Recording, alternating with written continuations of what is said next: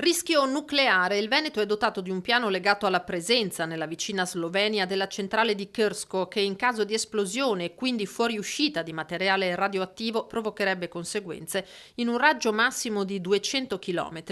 Ma quello nucleare non è allo stato attuale un problema, secondo il presidente del Veneto Luca Zaia, interpellato sul tema e sulla corsa all'acquisto di pastiglie di iodio per contrastare eventuali radiazioni. Evitare la corsa alle pasticche. Noi ne abbiamo 500.000, ma perché?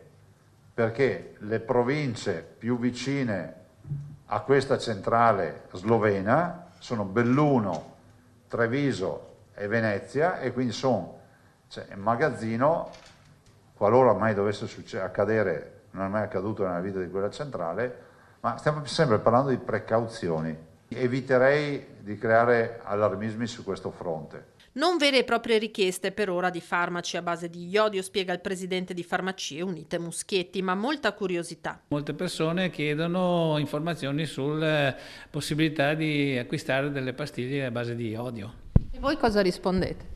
Ma noi rispondiamo che prima di tutto bisogna sentire il medico curante, perché ovviamente è un farmaco che diventa pericoloso se viene usato non correttamente. Cosa può provocare come effetti negativi?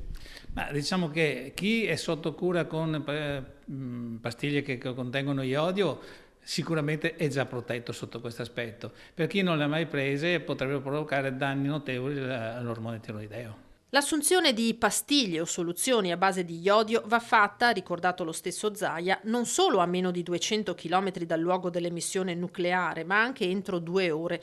La tiroide, già satura di iodio, non consente alle radiazioni di penetrare, ma questo è un effetto che si coglie, ha spiegato, sotto i 40 anni. Nella nostra quotidianità, nell'alimentazione, nei comportamenti, c'è qualcosa che può essere utile per crearsi una protezione in questo senso? Ci sono degli alimenti che hanno delle forniture di iodio, non ultimo per esempio il sale iodato che viene comprato anche al supermercato. Diciamo che il quantitativo di iodio contenuto non è quello che è necessario, ma anche una passeggiata al mare potrebbe essere ricca di iodio, quello necessario per il benessere della persona.